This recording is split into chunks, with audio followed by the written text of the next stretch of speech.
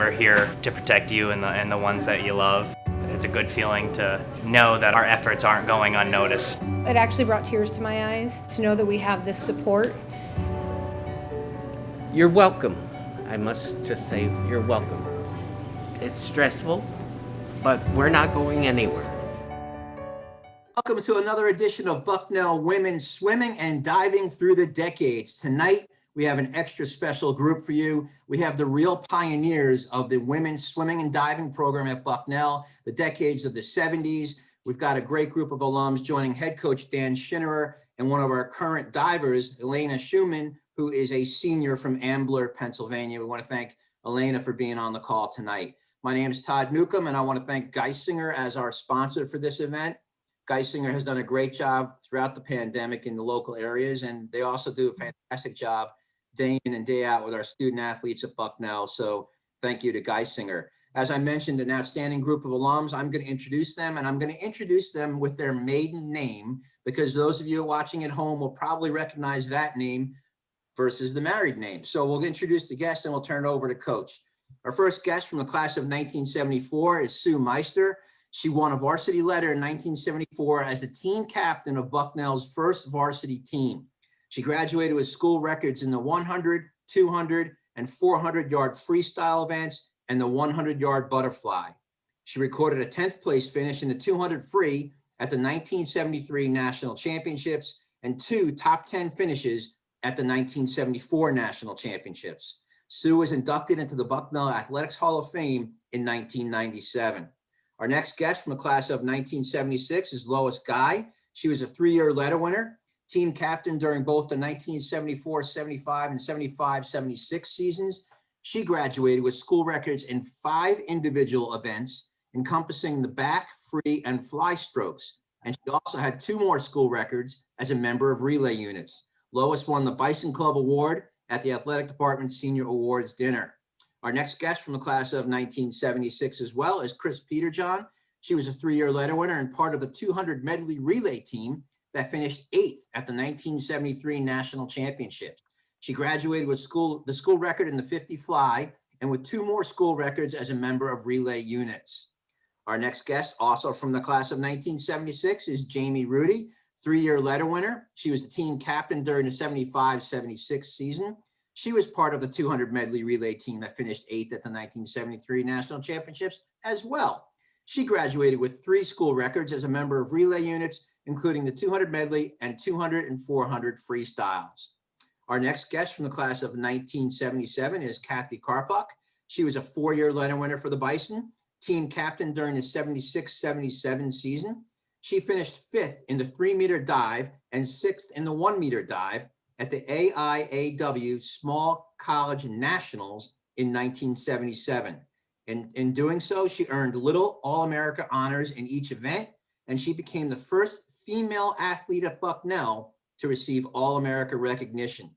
She held every school record on both the 1 and 3-meter board upon graduation, and Kathy was inducted into the Bucknell Athletics Hall of Fame in 1993.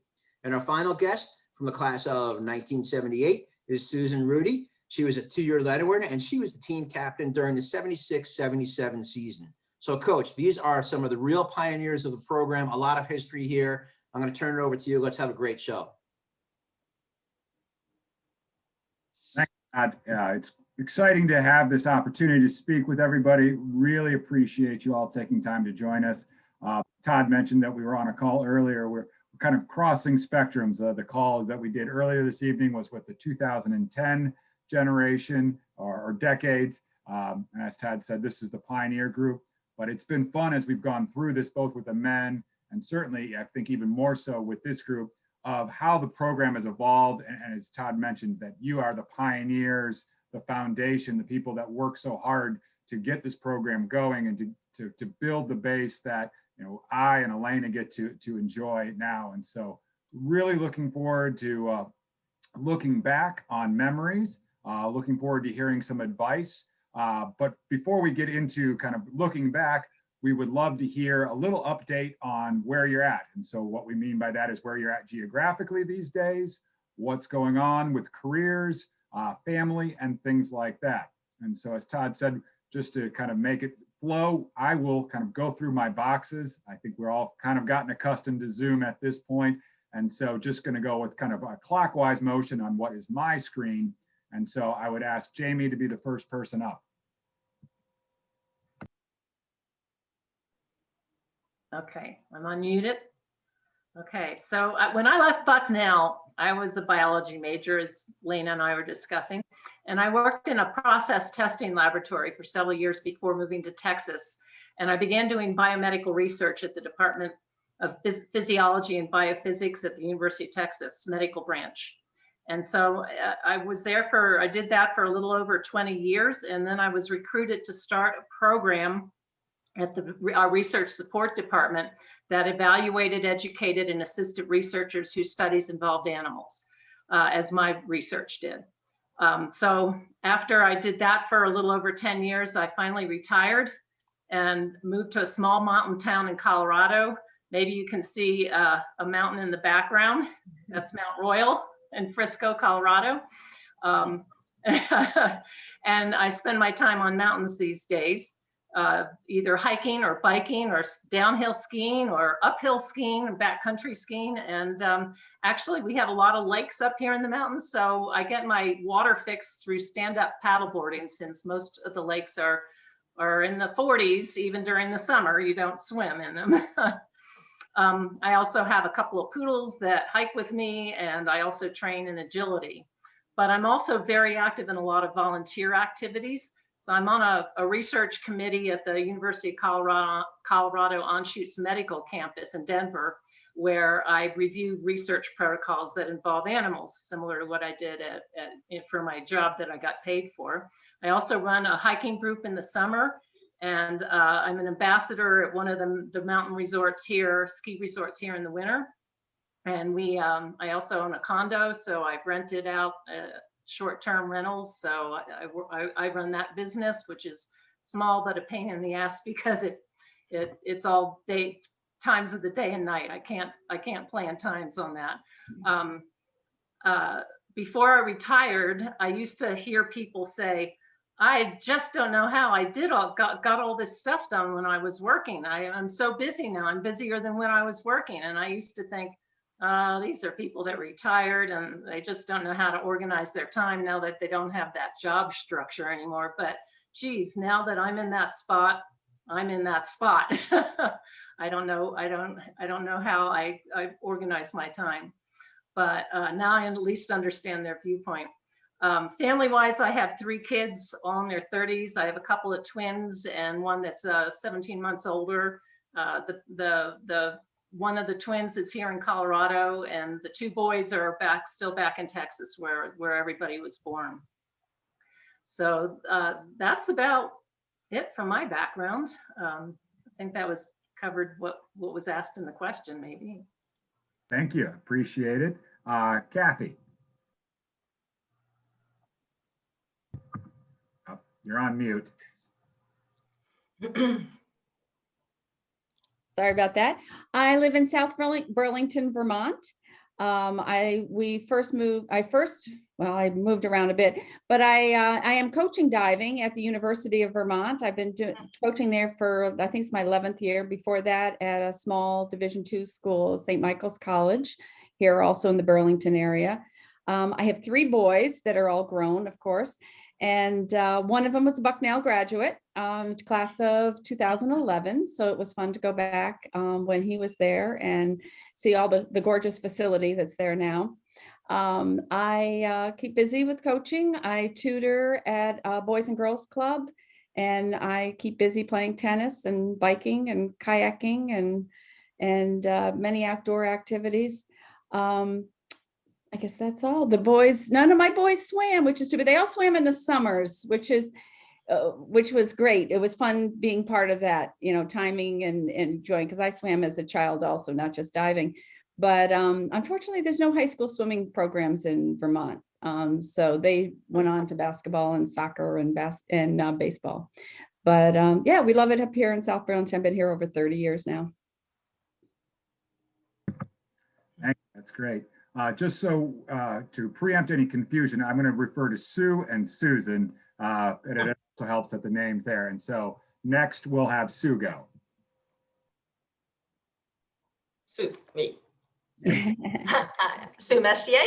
I live in Northern California, a little town called Woodside, which is close to Stanford University. When I graduated from Bucknell in '74, I went to work for IBM the very next month in the sales office in Milwaukee as a systems engineer.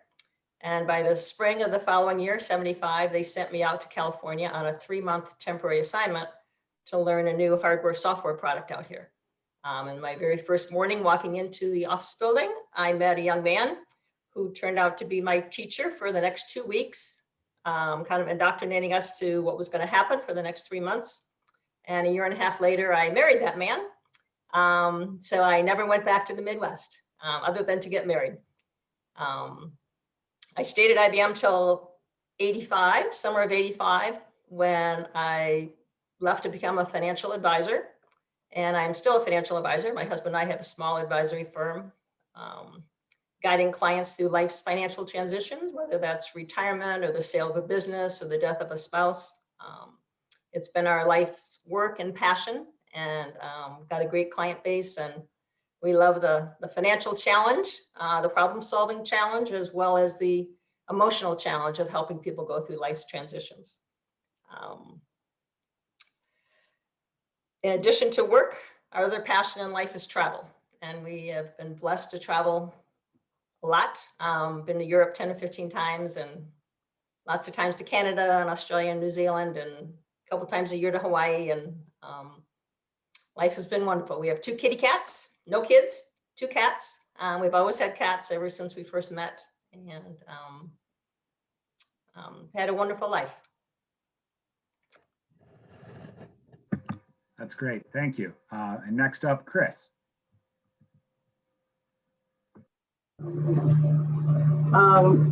I went from Bucknell to Duke's Law School, and along the way married Dan Richards, who's 2 years behind me. He's a '78 graduate and swimmer.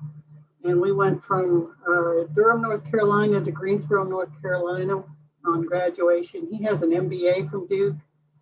And I started clerking for a federal magistrate there, and then went into private practice. We then got relocated to Memphis, Tennessee in 1984, and I went to work for a very small company that was just getting off the ground, literally, FedEx, where I stayed for 33 years. In 2005, I became general counsel and was the first woman in the C-suite at FedEx, which tells you how far behind the times they were.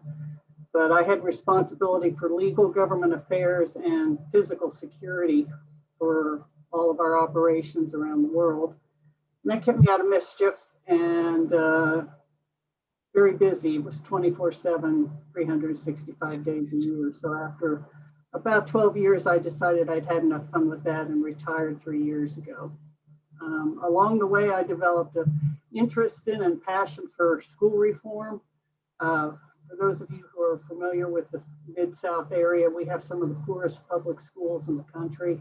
And I've been involved in the charter school movement here. I am on the Tennessee Commission for Public Charters, and I am still on the public board of Spirit Airlines, which has been interesting during this pandemic.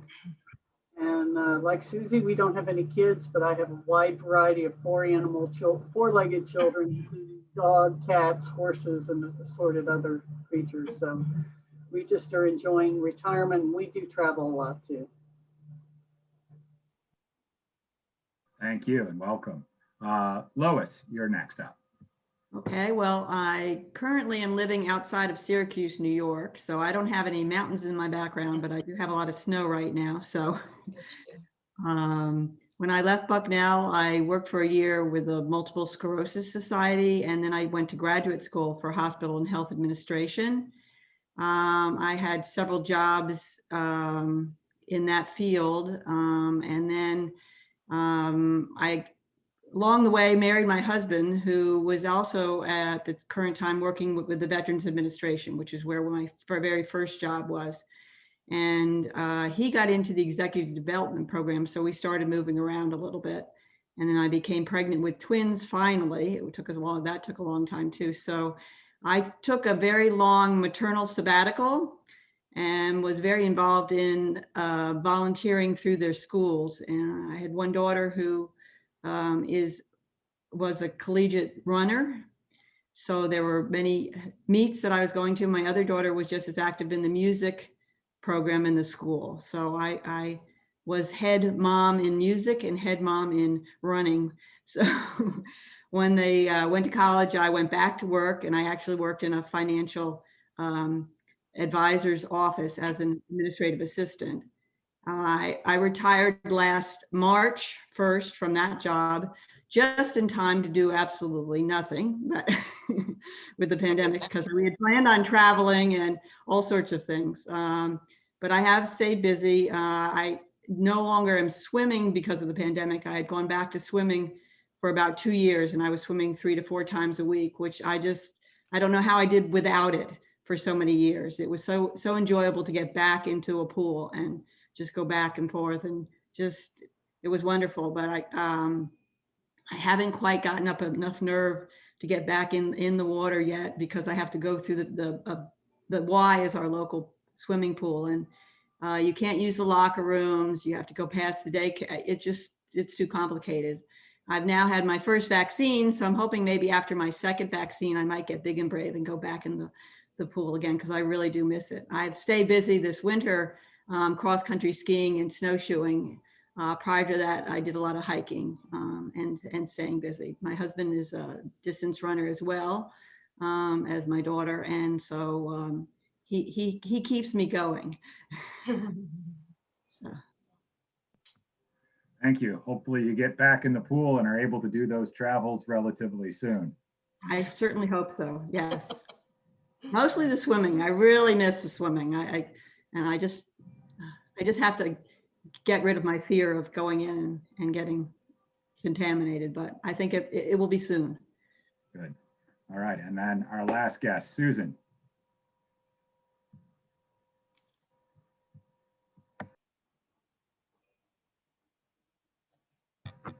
Susan, muted.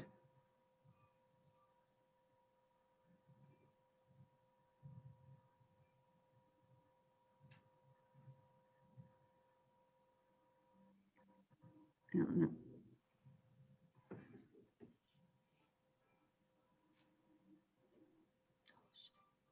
I lost my. I'm not used to using this computer and I clicked the wrong button. So I graduated from Bucknell with civil engineering and also Russian language, which actually kept me busy there for 5 years. I was actually graduated in '79 because it was a 5-year program. And I have kind of meandered in and out of that engineering career. What I found is not necessarily a linear projection, but I have had a really amazing different kinds of experiences. And my area now it's water resources and environmental engineering, and it kind of meets my heart of environmental issues. But I've also, over the course of my life, gotten training and involved in community mediation and conflict resolution, and I've been very active in folk music and other kinds of very enriching, rewarding community kinds of things. I call myself a late bloomer. I was pretty midlife when I got married, no children, but I keep growing and learning. And I live in the Baltimore area, and the last 8 years my husband and I have a sailboat, and so the best swimming I do is when I can anchor somewhere where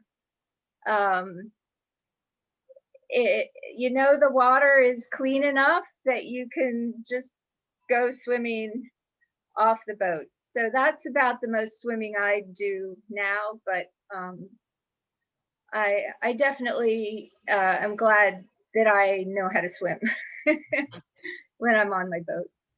So I think that's all about me. Thank you. And then once again, thanks for everybody for being here. And so now we've covered kind of the intros and the updates. We get a chance to have some fun and look back. And so the first question is about what was your path to get to Bucknell? And the recruiting process and the college search process, let alone adding the dimension of sports in it, has evolved a lot. It certainly evolved a lot in the 15 years I've been at Bucknell. And it's evolved a lot in the last 11 months because I never thought I would be doing recruiting entirely virtually at this point. We are asking young men and young women to make college choices at times without even setting foot on campus. Now, hopefully that does not become part of the new normal, as they say, but it's an interesting path. But we want to hear, what was your path to Bucknell? What drew you to Bucknell? What, if you had, what was the things that brought you here, and what ultimately made you realize that Bucknell was the place for you? And so once again, we'll kind of go in order for this. I promise I will switch up the order later on, so we don't always have to be the first person or the last person to answer the question. But for now, Jamie, you'll get to go first on this one. What was your path to Bucknell? All right. I think the question you sent was, how did I get to swim at Bucknell? So I can put that in there with this. My sisters and my path was pretty easy. Our mother was a Bucknell alumni, so we looked at it. I did look at one other college because it had horses and I wanted horses, but ultimately Hollins did not have the academic structure that Bucknell did. So I came to Bucknell simply because it was, I liked the school, I liked being in the country, and it was, it was far enough away from home that I couldn't go home quickly, but it was not too far to get home if I needed to for vacations or something. But I came through to the swim program at Bucknell because Susan and I worked as lifeguards at our town's summer swimming club, and the coach of the summer swim team there was just a little tiny minor league swim team that went and swam other little club swim teams. He needed girls our age, so he said, just try it out. So we started on that summer swim team there, and it was, maybe 4 meets a summer and some workouts where you did more playing than you did swimming. But when I got to Bucknell, shortly after classes started, I think that the school was hosting a series of intramural athletic events for social purposes, so people could meet others. So there was a swim meet, and the girls that I was living with in my dorm thought it would be fun to go to it. So I went, I knew how to swim. And after my first race, as I was getting out of the pool, Sue Messier accosted me on the deck and said, "You have to join the swim team." And so I wasn't sure I could. I was a little frightened because they said, well, they were swimming with the men's team, and I didn't know if I could swim at that level. And but there was a swimmer from my hometown, from Susie's in my hometown, that also worked at our swim club, named Steve Wines, who's a swimmer in the Bucknell Hall of Fame. And I spoke with him about it, and he said, yes, I should do it. So I joined the club. I mean, at that point, I think I was in the Synchronettes, which was the synchronized swimming group, which was hard for me too. But swimming, we started swimming with the men, and we were a very small team that year. Sue, do you remember? Was it about 10 people? It was very small. And so it was nice. And our coach was named Sophie Montgomery, and she was I want to say resident assistant, but those are students. She was the faculty person that lived in the dorm. So we spent a lot of time with her in her apartment. It was sort of like a home away from home. And that really did help me gel as a swimmer. I could hang out with the swimmers. I could hang out with the swim coach. And so that's a connection that helped me believe that I could be a swimmer. at Bucknell. Good story. Thank you. So next, Kathy, what was your path to choosing to come to Bucknell and diving at Bucknell? Yeah, well, I did start diving. Like Jamie was saying, we had little pool clubs and I swam. And if you could do 3 dives, you could be on you dove in these little meets. It was, no more than 50 yards of any stroke. So I did both when I was a kid. But when I started looking at colleges, I went to Cornell and it looked too big, and I went to Colgate and looked too small. And when I went to Bucknell, it was just right, like the 3 bears. And it was just the right size, and it was a beautiful campus, and they had a major I wanted, and they had a swim team, which not all universities had one. So it had all the things I was looking for in a university. So I applied early decision, which I don't think was as common when we were applying to schools, because that was where I wanted to go. It was, academically challenging and a beautiful campus, and they had a swim team. So it was just the perfect fit for me. Great, and I think a lot of those same things are what continue to draw our team to Bucknell. So Sue, you're up next. My one of my older sisters, Judy, went to Bucknell. She was class of 70. So I heard a lot about Bucknell as I was growing up. And I also looked at Cornell. My father wanted me to go to Cornell, but that was much too big for me. I know I looked at Denison, and when I saw Bucknell, I just thought it was beautiful. Just a beautiful, beautiful campus. And as you said, just the right size for me. And I actually hadn't really planned to swim in college. I really was going there for an education. But my sister, one of her close girlfriends' boyfriend was Greg Olson, who evidently was on the men's team. And somehow Greg, because my maiden name was Meister, that's not a very common name, somehow Greg knew of my swimming successes, if I can use that word, in the Midwest. And he told my sister I should contact Coach Russell and see whether Coach Russell would consider allowing me to train with the men's team. And so I wrote Coach a letter that summer before my freshman year, and I didn't get a reply. But when I came onto campus in the fall, I showed up at his door, the timid little freshman, and I asked again whether he would consider letting me train with the men, because I really wanted the higher level of competition and the higher level of coaching that the men's program would provide.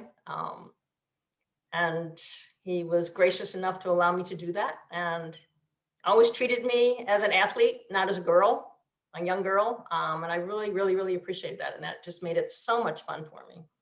It really was. So initially I was the only girl training with the men. I was the only girl in the weight room. I was the only girl at the training table. My boyfriend at the time got ridiculed because I was lifting weights with the guys. And, that's like the olden days. Now it's just totally normal. But back then, I guess it was being a pioneer. But it was great. Coach Russell was awesome. That's great. And that's a great story, and it's great perspective. I really appreciate you sharing that. Chris, you're up next.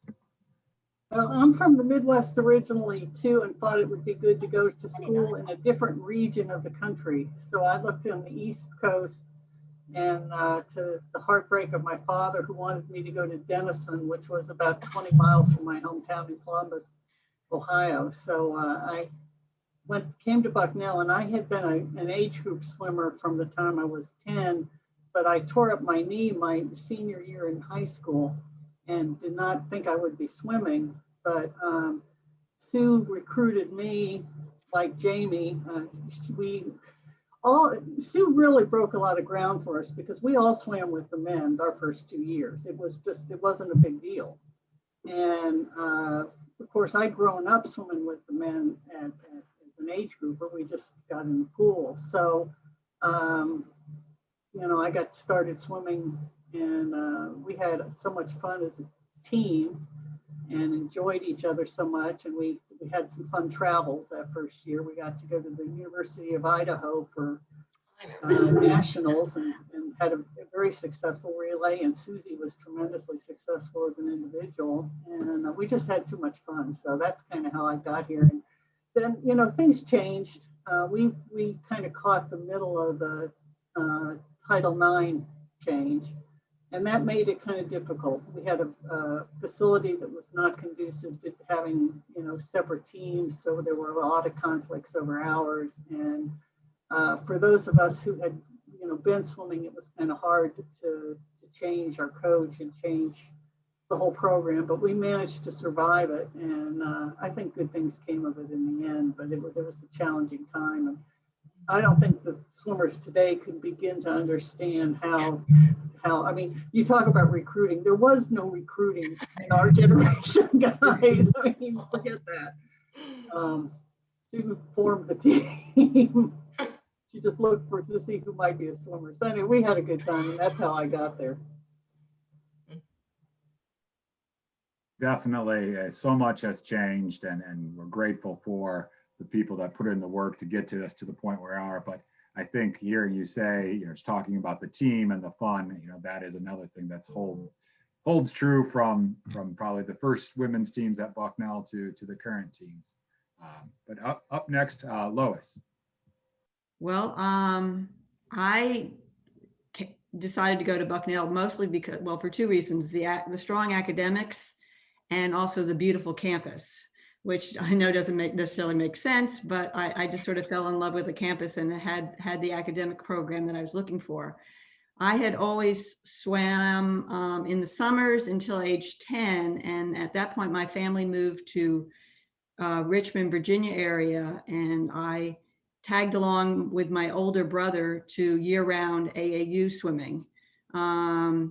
And then my family moved again when I was in 10th grade, and the program that was competitive enough for the level where I was at that time was too far away. So I ended up switching to play field hockey, basketball, and lacrosse.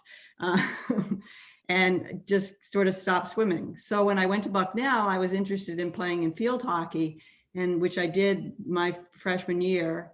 And unfortunately, then at the end of the season, I ended up getting mono.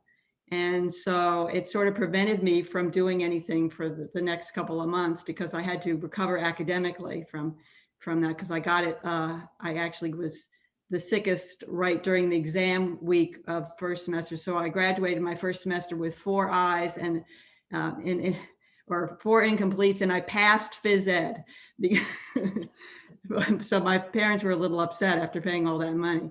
But anyway, so the next year I decided, well, maybe I ought to try swimming again. I haven't swum in a long time, but but why not? And so I did, and once again, swimming is definitely my sport. I fell in love with the team and the competition again, and it was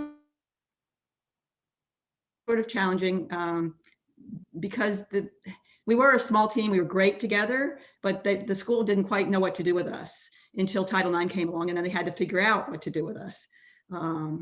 So I'll save the rest of my story for another question, so because it fits into the next question.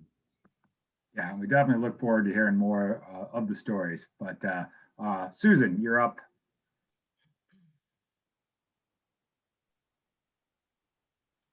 So as my sister Jamie said, our mom went to Bucknell, and I remember the advice my mom gave me, because I was looking at different schools. Bucknell was one of them. And she said, well, you should go to a university, because I was also looking at some liberal arts colleges, Franklin and Marshall and Middlebury.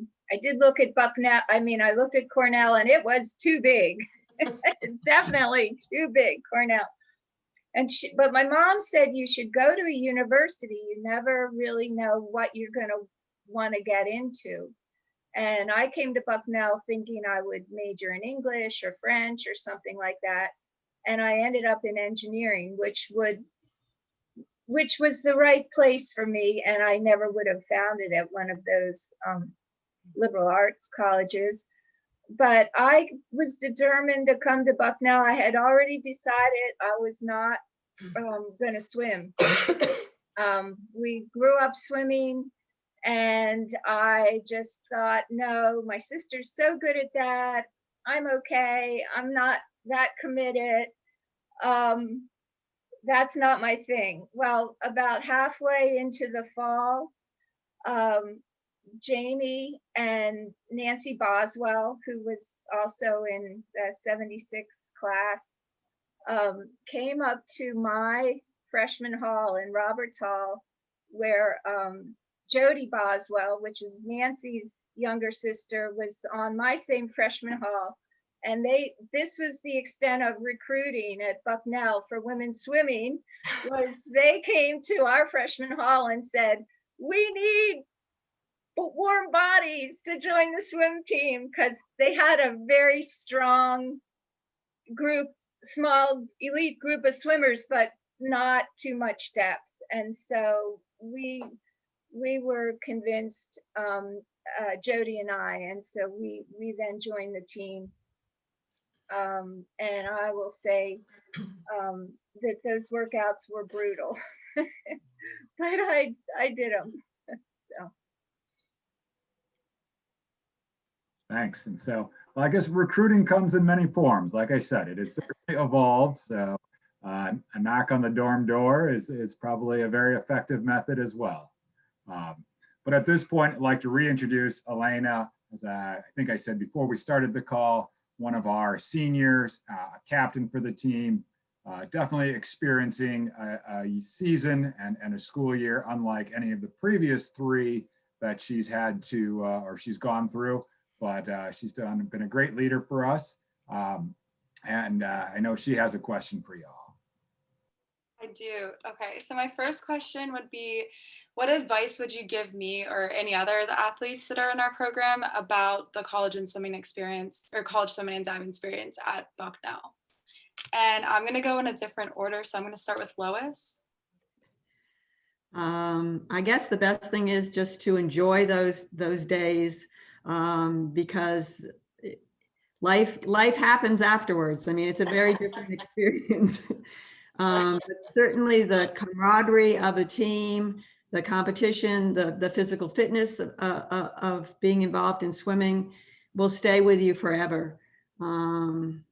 As I say, I can't believe the number of years that I stayed out of the pool just because I was so involved with my children, and the time commitment of, driving to a pool, swimming, changing your clothes, going back to it. Just, I didn't have that time, that 2 hours to give each day.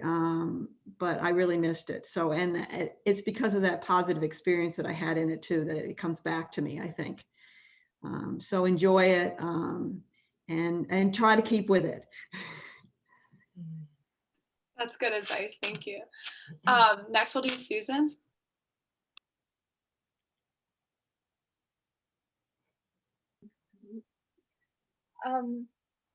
So I would say, from my perspective, and maybe is not like the rah-rah swimming answer that you want to hear, but I think there are a lot of really awesome experiences that a place like Bucknell has to offer. And you can't do all of them, but don't limit yourself too much. Don't put those blinders on. And stay open to a variety of kinds of experiences at Bucknell, and those things will come back to you in your life. So. Thank you. Next, we'll do Sue. I would say focus on and recognize that the discipline and the time management skills that you learn being a student athlete during your college years are going to really help you throughout the rest of your life. Learning to never give up, no matter what, comes in handy as you go through life and you experience ups and downs, which everybody certainly does. It's just what I learned as a swimmer, I've kept with me forever. And I'm so thankful I had that experience. Awesome, thank you. Next, we'll do Jamie.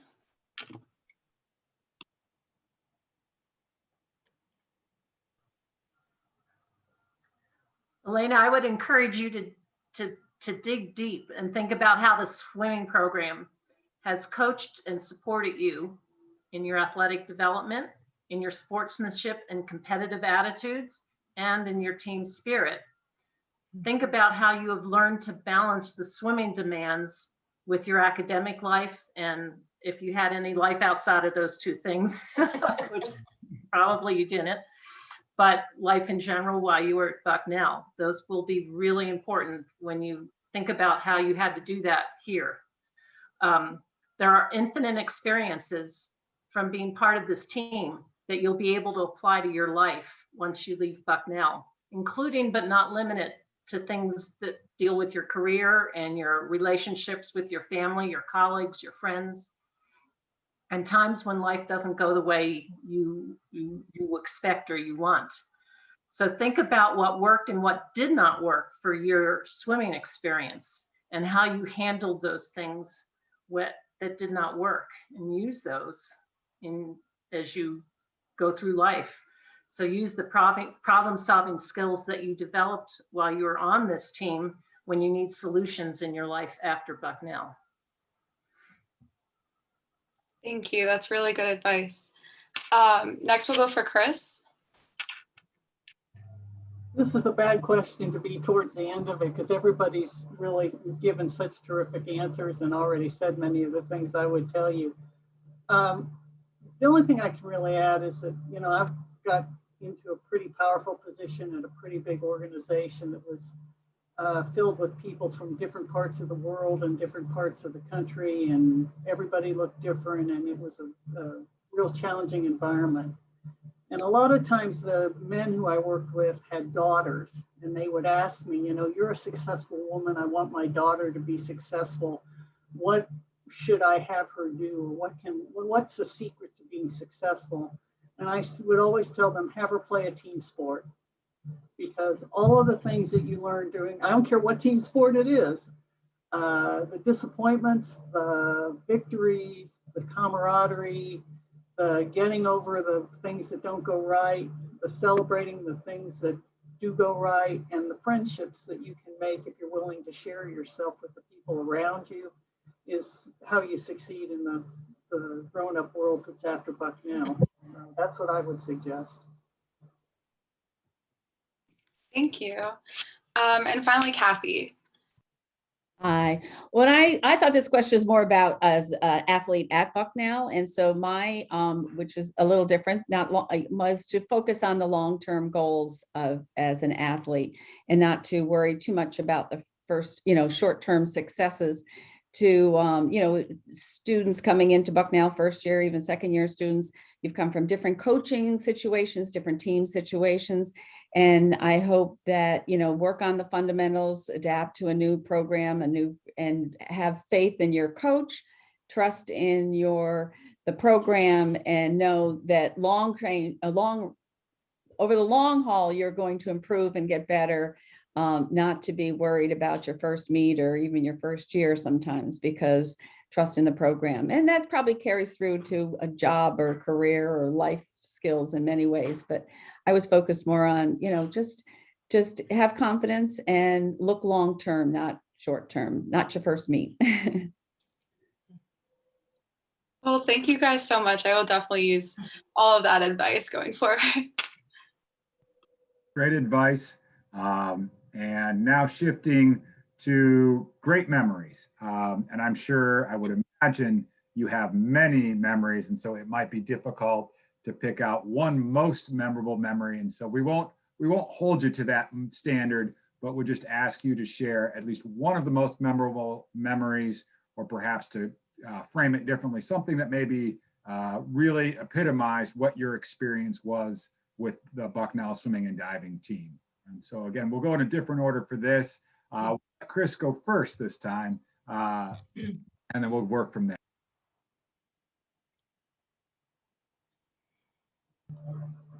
Well, this is a good one to get to go first. I will pull out the going to nationals, the 1973 year. Yeah. We weren't much of a team. There really were only 8 or 9 of us all up. And we qualified, and the school came up with money, I don't know from where, to put us on an airplane. Most of us had never been on an airplane that big, and we flew out to Chicago, and then from Chicago to Spokane. I still remember Lois and Jamie dancing in the aisle of the airplane on the way out because we were so happy. We were just so excited to be going. And we had tremendous success, but it was just, it was an opportunity to bond and do something that I don't think many teams get to do. And it was a tremendous investment on the part of the university looking back on it, because I'm sure those plane tickets weren't cheap, but we earned our way to go, and so they paid for us to go, and we had a really good time.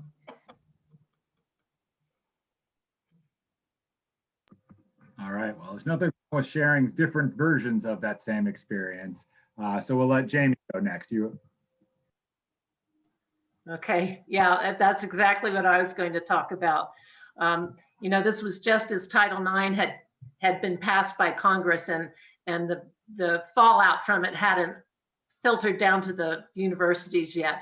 But somehow, like Chris said, I think Sophie found some money of her, put some money in it of her own so that we could go, so she could take us there. And so at that point, there were no divisions in women's swimming. Everybody, all the big schools swam all the little schools. We were all together. We were staying in a dorm in Idaho, an unused dorm at the University of Idaho. And the coaches were all meeting to start talking about how to divide the swimming up because of the Title IX Act. And I remember one of the other teams, I don't know which one of it was, they were small like us. We all got together in somebody's big dorm room.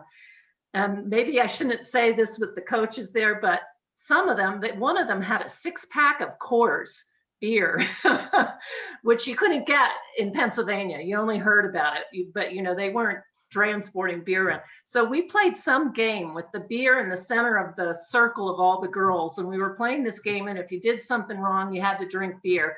So there was no way that, you know, 15 girls were going to get drunk even on a 6-pack. But our coach came back, and oh boy, she was mad, wasn't she?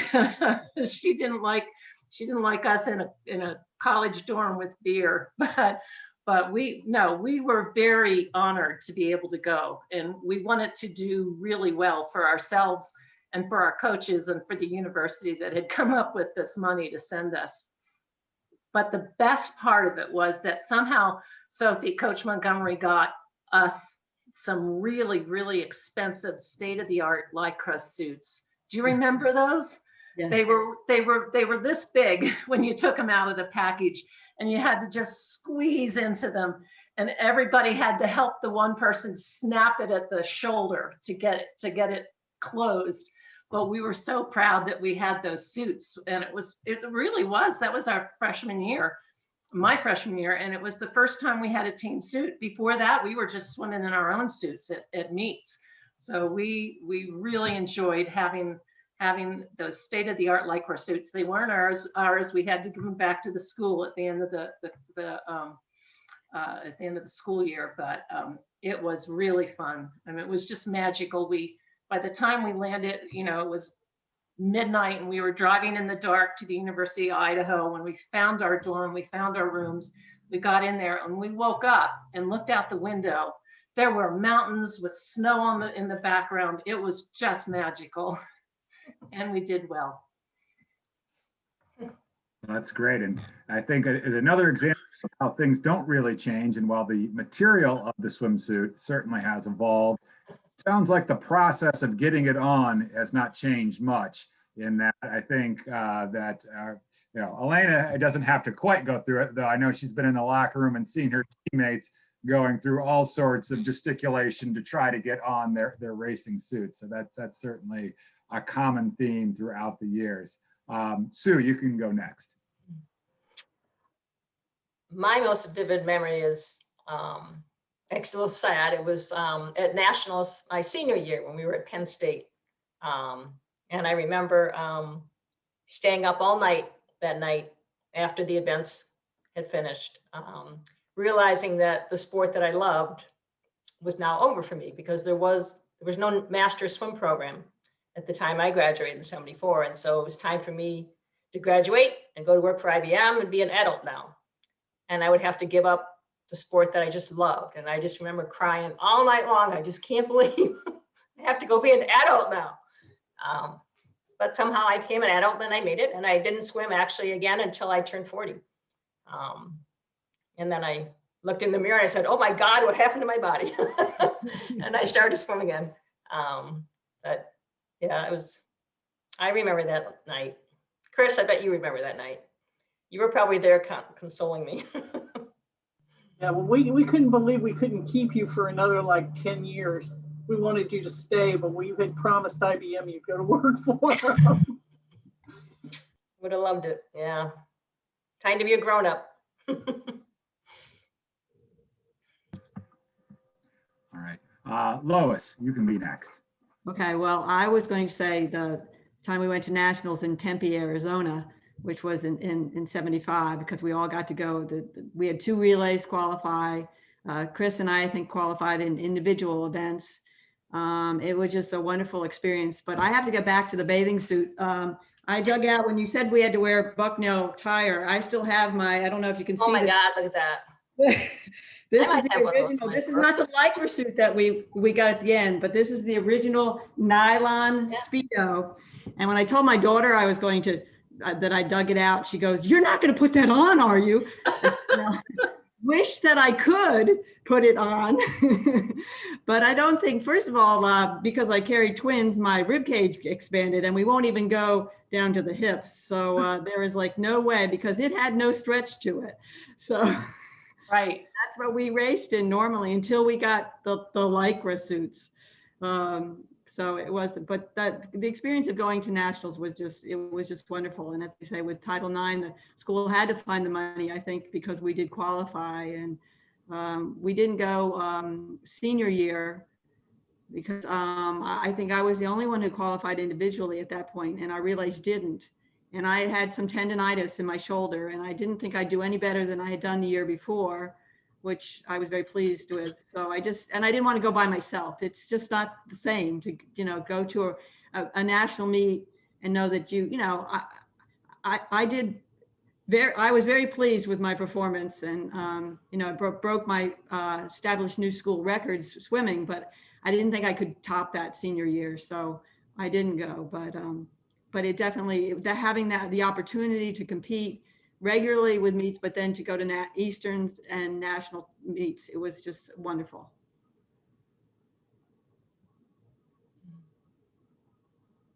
Kathy, you can go next.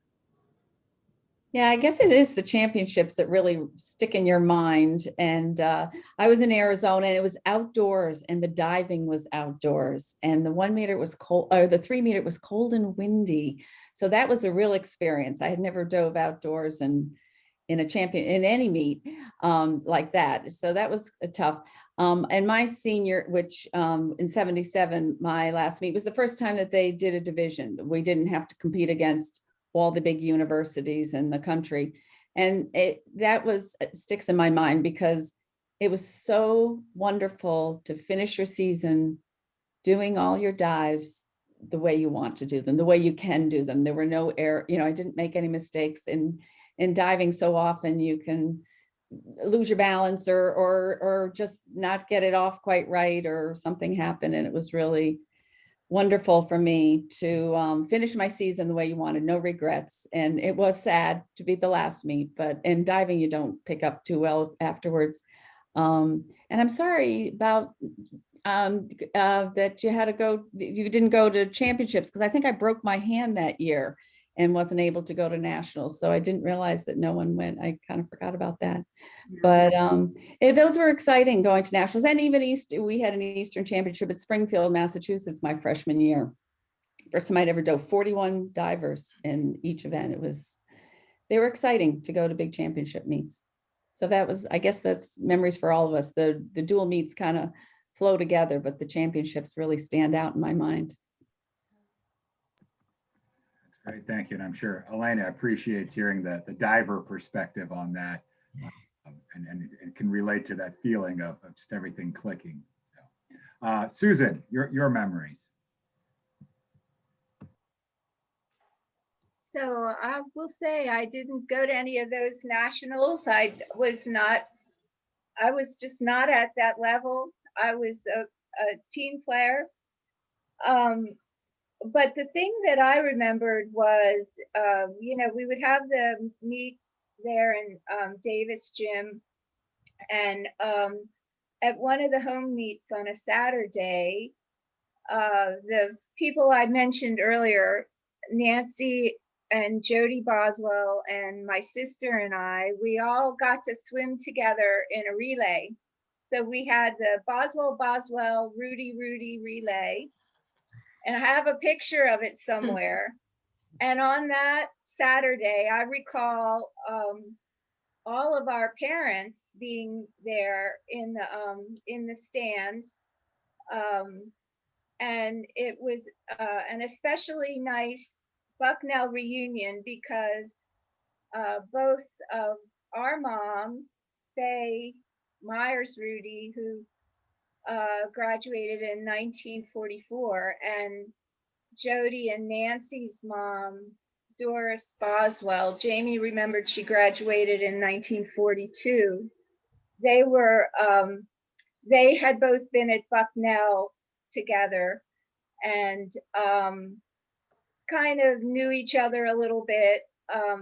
But it was, that era, they graduated and then they lived through the war and they lived through a lot of things. And I think it must have been a really, really rewarding moment for them to be there together and back at Bucknell and seeing all their daughters swimming together in the relay. So that's the thing that came to my mind as a good Bucknell, really good Bucknell memory. It's a wonderful story. Thank you for sharing, and thank you for everybody for sharing. These are the things that make these calls. It's just hearing the memories and how impactful they are. Unfortunately, it's looking like we may have to cut a question or two because you guys are sharing so much wonderful memories, but I don't want to cut out the advice. And so I'm going to throw it back to Elena to ask her next question. Okay, so my next question is, what advice do you have about networking and finding the right job after Bucknell? So we'll switch up the thing again. I'll go with Chris first. Well, first of all, the job you think you're going to want coming out of Bucknell probably has very little to do with what you're going to end up doing as you grow up in your work experience. Yeah. I told when I was asked back to Duke after I became general counsel at FedEx, the dean gave me the mic to talk to the kids who had just gotten their grades at the end of first semester of first year. So half of those kids were getting grades that gave them the bottom half of the class for the first time in their academic careers. And I had asked the woman, I said, well, what do you want me to do? And she said, I want you to give them hope. And I thought, oh, great. Here's a great thing to do. So I will tell you this story. I told them, when I was at Bucknell, there wasn't a single person who could have told me about the job that I have right now. And there wasn't a single person who could have told me what it would take to get the job that I have right now. And lastly, if you had taken a vote of my class members, they would have said I was the least likely person to get the job that I have right now. So you don't know where you're going to go. Make the most of your experience.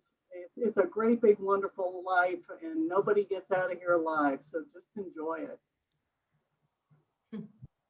That's very good to know. Thank you. We'll do Kathy next. Oh, I don't know if I have any great advice for you except to network. You many times a job, just talk to all the people you can that are in different areas. And I agree with Chris that what you think you want to do once you get out and start working, you may take a different path. And just take advice from people. Just keep your mind open. talk to people, learn from others, and get advice and get recommendations. You never know who might have a job that might be perfect for you that you hadn't thought about, or who's connected. It's amazing. What are there, 7, connections, and they help a lot. Whether that's fair or not, I'm not sure, but knowing somebody is really important. Just to get the interview, and then you have to get the job on your own. Very good advice. Thank you. I'll ask Susan next. Okay, I'm going to cheat and kind of answer the other question about who did you look up to or who do you remember? Because I think that person I will mention was Chris Peter John. And what I actually had to think this through, or what I wrote down was that as a swimmer and as a team leader, she really offered encouragement based on where a person was, not where maybe they should have been, or where they thought they should have been. But I think Chris Peter John has a gift of compassion that she can see people where they are and wants to, and she helped me, she encouraged me to start where I was and improve, grow and improve. And I probably would conclude, based on her other answers, that may have been a really important skill she had that helped her get ahead. So I will give you the advice that I gave my nephew when he graduated from college, which is, you can do a lot of things, but at the end of the day, people will remember your kindness.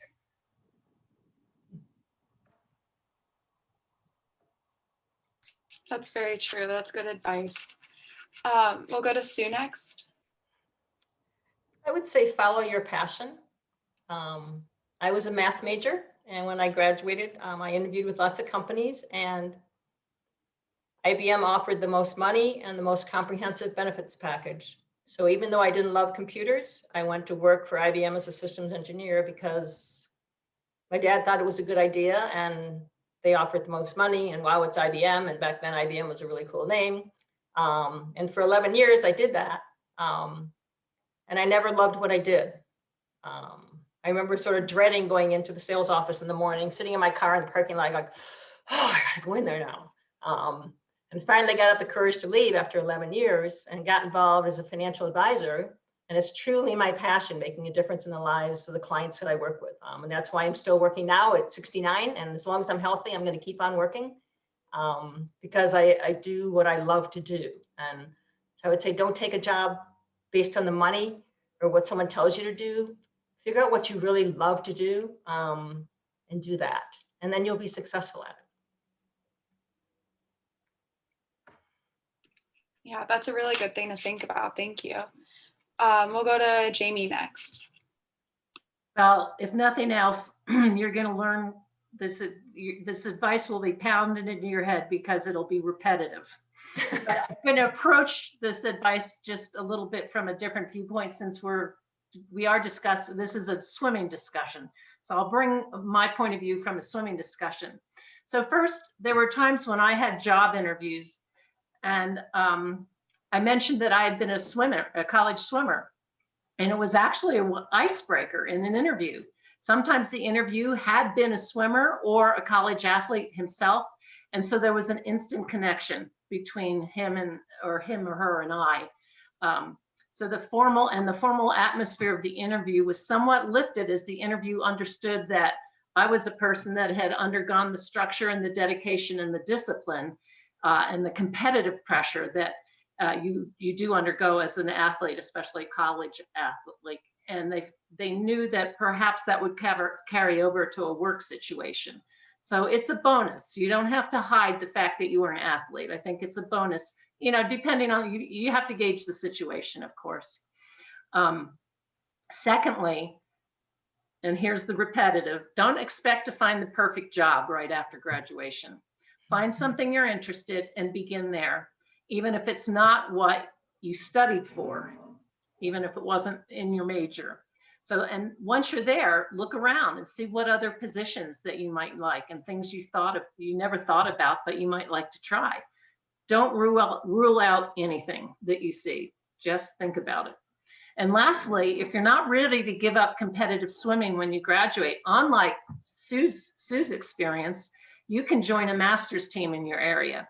And the reason I'm saying this as far as networking is because master's teams consist of people of all ages and from all walks of life. And it's not beyond the realm of possibility that someone on that team is looking for someone or knows somebody that's looking for someone for a person to fill a job slot that you might be qualified to do. And if they know you through a swimming connection, they'll know that they'll have been able to see that see you firsthand, that you have drive and a work ethic. And just to finish up, I'll say that my older son, who graduated with a mechanical engineering degree, wasn't ready to go quite into the work world when he graduated and worked one more summer at they didn't work as a lifeguard, they were lifeguards at a water park. And during the time he was there, he had worked his way up to a lead or a manager or a supervisor or something. And he had to go around and schmooze with all the guests in the expensive area of the water park. And he met his future employer doing that. So, and he went to work for a company that designed airplane parts and seats and things. So, when you least expect it, you might meet somebody that could help you. That's really great advice. Thank you. And finally, Lois. Okay, well, it's very hard going last. So I agree with what everybody said. I guess I'll just emphasize, don't be afraid to change direction. If you find something, or if you're not able to do something that you originally thought you wanted to do. I thought I wanted to become a physician. I think my experience having mono freshman year with trying to balance playing field hockey at that point and academics made me realize that I wasn't going to be able to endure all those long hours that medical school students and interns had to do. So I think when I graduated from Bucknell, I had double majored in sociology as well as biology. And that's when I started working with Multiple Sclerosis Society for a year. And I guess the first 6 months of that, I decided, I think I need to go to graduate school and do something else. This isn't what I want.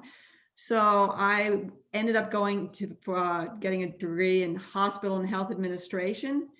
And I had never taken a business course at all at Bucknell. So even to get into the graduate program at UAB, I had to take 2 courses of economics and 2 courses of accounting. But once I got into hospital administration, I loved it. And management is just very different than what I envisioned, but I was still in healthcare. But just, so you sort of have to listen to yourself. Be realistic about what you can and can't do, and don't be afraid to make changes. So. Yeah, all these things are really great to know. Thank you guys so much. It's very helpful right now. Yes, great advice. Lots of great memories. Unfortunately, we are right up against our time limit, but I'm going to ask Todd to give us a couple more minutes because I think Susan, in kind of combining her answer, brought a good point that the question about teammates, because that is what makes so much of this memory, is an important one. And so definitely want to finish off with the question of a teammate that you admired most, or a teammate that had the biggest impact on your experience. And so, but to get it in, and we'd ask you to kind of do it in about 20 or 30 seconds. So we know that that's a challenge, but who was it and why? And since you kind of already tipped your hand here a little bit, Susan, we'll start with you. Okay, so I did say Chris. I also want to do a call out to my sister, don't want to pass her by, but I looked up a lot to the girls in your group, Lois and Chris and KO, who's not here today, Kid O'Grady. And I was very inspired by all of you. But like I said, Chris reached out to me on a few occasions and was there to listen. And like I said, she had a gift of knowing where you were and meeting you where you were. And that, I think, is a really important thing that we can learn at any age. I'll stop there. Thank you. Lois, you can go next. Okay, I'd have to say, well, there were two people. One would be Chris and one would be Kid O'Grady, who were my fellow, we were tri-captains. And so I looked up to them as we shared the leadership role for the team, so. All right, thank you. Jamie, you can go next. Well, I always looked up to Sue because, first of all, she was the one who dragged me onto the team somehow and encouraged me to do more. When I started swimming in the summer club, the coach put me in a butterfly race for my very first race. And I tried to do butterfly, and it was just only 50 yards. And I had long hair down to my waist, and I had a swim cap on. And on my way back on that race, the cap came off, and I was trying to do butterfly, and my hair was dragging me down. And when I got there, I thought, there's no way I'm going to be able to do any more than 50 yards butterfly. But Sue was always encouraging me to do more. She always wanted me to do yardage in the workouts, more races in the meets, and more thinking about my races. And Sue, you know, I've got to tell you, you have been in my brain ever since then. And when I was 50, I did go back to swimming, to master swimming when my kids went to college, and I finally had time. And I had a swim partner that was a distance swimmer like you. And so I learned to swim and to pace my workouts. I'd been a sprinter, and all I did was get in the pool and go as fast as I could the whole time. And with her, I couldn't. I had to learn to pace. And finally, I started doing 200 flies and 400 IMs in races. And I got to tell you, the last race I went to, I did a 200 IM, or 200 fly, and we dove in. It was a big regional meet, and the person I had to beat was right beside me in the lane, and we dove in, and after 100 yards, I was behind. And I thought, oh no way, this isn't going to happen. Sue was there, she's won this, I can do this. And I ended up beating her by 2.5 seconds. And not only that, but 3 weeks later, she went to the nationals and she won our age group's 200 fly with the time that was even slower than what we've done. So Sue, you were in my head, and Cool. Good job. doesn't count because I didn't go to nationals, but I had the top time in the 200 fly in my age group in the Masters Nationals for a while. Cool. Yeah. Thank you. All right. Well, we'll transition from that. And Sue, your teammate that stands out to you. I'm going to do a little pivot on that and say that Coach Russell is the one that had the biggest impact on me. And I explained before, and he went out on a limb for me and did something that wasn't popular at the time. And I've never, ever forgotten that. Yeah, that's great. Certainly coaches can have huge impacts, and so that's great to hear. Kathy, you're up next. That's my lights. Yeah, there weren't many divers. And so I didn't have someone really to look up to, but I have to, as a team member, the sophomores, when I was a freshman, all these 76 graduate swimmers were really good to me. They were very kind and tried to include me in things. We didn't practice at the same time, but I'll have to say Kofi Montgomery, the coach, because my third year, the men's diving coach refused to coach anyone that didn't dive for the men's team. If I didn't dive for the men's team, he wouldn't coach me. So Kofi, who knew almost nothing about diving, was there at practice for Ann and I every day. And remember her taking us down with the Girl Scout more racing suits. She took us downtown and had us buy a matching bathing suit so that we could look nice for some. So I always appreciated that she did whatever she could to help the dive team, which was 2 of us and no coach. Thank you. And Chris. Well, mine is Sue. You know, she talks about, and Coach was very kind to all of us, but Sue took something that was incredibly difficult to do, which was break the barrier of working out with the men and swimming on the kind of basis that they swam, the yards, the hours, the commitment. And that was really hard. And she made it look easy. I mean, she just did it with grace and didn't let anything really bother her. She's tough as nails. And I always looked up to her. Thank you. Well, thank you. And I'm very glad that we got that last question in. And so that was great to hear. And once again, before I turn it back to Todd, I just want to thank you all for making the time to be with us tonight. I know Elena and I just really enjoyed hearing the advice as well as the memories. And as Todd said, you guys are the pioneers and the trailblazers and the foundation in which we've been able to build the program on. And so it's always important to remember our roots. And I thank you for sharing all of that tonight. Well, thanks, Dan. Thanks, Dan. And my closing comments I want to address first, Elena, and I want to thank you again for joining us tonight and taking time out to listen to what I hope you thought were some really great stories and some great information you can take back and share with your teammates.